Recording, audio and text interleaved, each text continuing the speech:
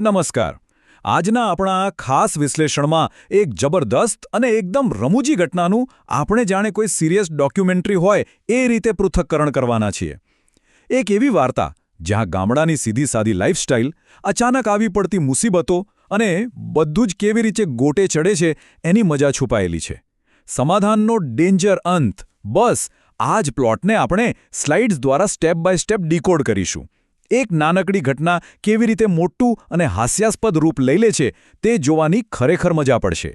તો ચાલો આમાં ઊંડા ઉતરીએ. કલ્પના કરો 45 ડિગ્રી સેલ્સિયસ જેટલી ભયંકર કાળઝાળ ગરમી પડી રહી છે. છાપામાં હીટવેવની ચેતવણીઓ છે કે ભાઈ 50 વર્ષથી ઉપરના લોકોએ તો ઘરની બહાર જ ન નીકળવું. હવે આટલી ગરમી ખાલી પરસેવો જ નથી પાડતી પણ સીધી મગજ પર અસર કરે છે. લોકો હતાશ છે, મગજ એકદમ તપેલા છે. અને આ જ ત્રાસદાયક પરસેવે રેબઝેબ વાતાવરણ આખી વાર્તા માટે એકદમ પરફેક્ટ બેકગ્રાઉન્ડ તૈયાર કરે છે. હવે અહીં એક બહુ મોટો સવાલ ઊભો થાય છે.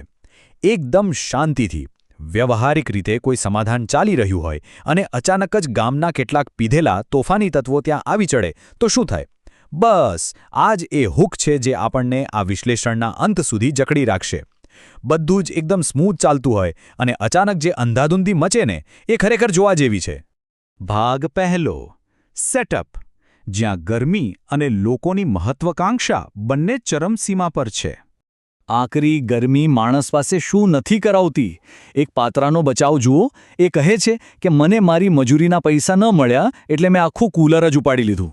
છે ને એકદમ રમૂજી. બિચારાએ મંડપમાં મજૂરી કરી, પૈસા મળ્યા નહીં અને ઉપરથી 45 ડિગ્રીની ગરમી. આ ભયંકર ગરમી અને હતાશા લોકોને આવા વાહિયાત કામ કરવા મજબૂર કરે છે. એ કૂલર ચોરીને સીધો મોમાના મંદિરે ઊંઘવા જવાની પ્લાનિંગ કરે છે કારણ કે ભાઈ ગરમી સહન જ નથી થતી.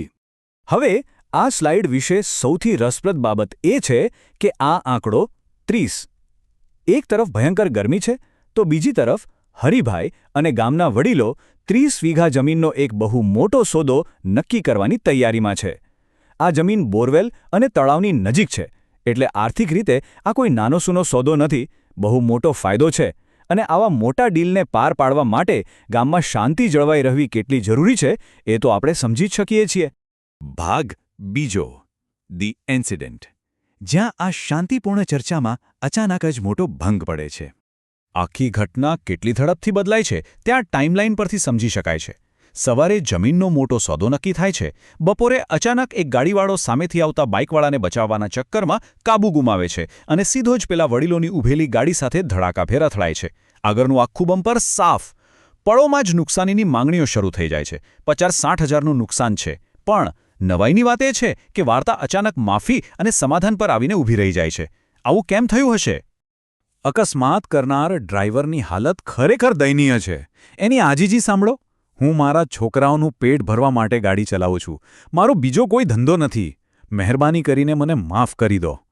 આ સીનમાં એક ગરીબ માણસની લાચારી એકદમ સ્પષ્ટ થઈ જાય છે. એણે કંઈ જાણી જોઈને તો નુકસાન કર્યું નથી.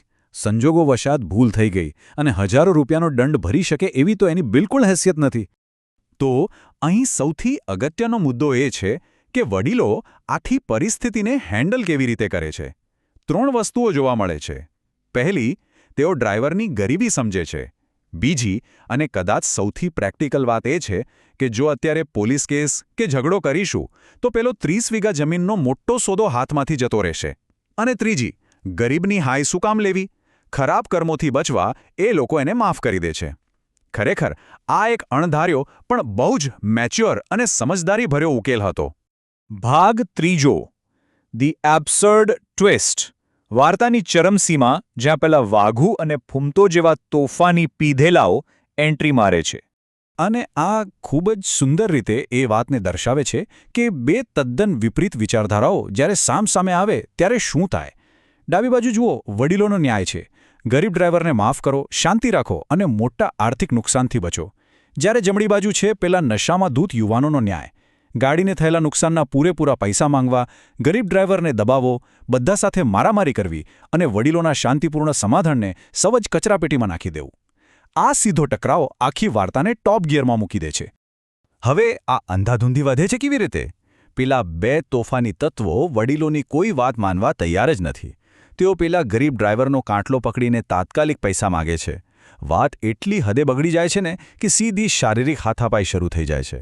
અને જે વડીલોએ એટલું સરસ દાહપણ વાપરીને સમાધાન કરાવ્યું હતું ને, એમને જ પોતાનો જીવ બચાવવા ત્યાંથી ભાગવું પડે છે. આખી પરિસ્થિતિ એકદમ બેકાબૂ છતાંય હાસ્યાસ્પદ બની જાય છે. તો ચાલો આગળ વધીએ અને જોઈએ કે આ કેવી રીતે આગળ વધે છે અને અંતિમ પાઠ શું મળે છે. વાત જાણે એમ છે કે કેટલીકવાર પરિસ્થિતિમાંથી ચૂપચાપ બહાર નીકળી જવું એ જ એકમાત્ર વિકલ્પ હોય છે. વડીલોને છેવટે રિયલાઇઝ થઈ જાય છે કે જે લોકો ભાનમાં જ નથી, જેમના વર્તનનો કોઈ ભરોસો નથી, એમની સાથે તર્ક કે બુદ્ધિથી વાત કરવી સાવ નકામી છે. મૂર્ખાઓ સાથે દલીલ કરવા કરતાં ત્યાંથી શાંતિથી સરકી જવું એ જ સાચું ડહાપણ છે. તો છેલ્લે એક વિચારવા જેવો અને મજેદાર સવાલ: શું આવી અંધાધૂંધી અને મૂર્ખતાથી દૂર ચાલ્યા જવું એ જ સૌથી સાચી અને અસરકારક કૂટનીતિ છે? ખરેખર, કેટલીકવાર બધી સમસ્યાઓ સોલ્વ નથી કરી શકાતી. અમુક તોફાની તત્વોને એમના હાલ પર છોડી દેવામાં જ આપણી ભલાઈ હોય છે. આજના આ વિશ્લેષણમાં જોડાવા અને આ મજેદાર સફરનો હિસ્સો બનવા બદલ ખૂબ ખૂબ આભાર. આ સ્લાઇડ્સના માધ્યમથી થયેલી આ ચર્ચા ચોક્કસ રસપ્રદ લાગી હશે. આવી જ નવી અને રોચક માહિતીઓ સાથે ફરી મળીશું.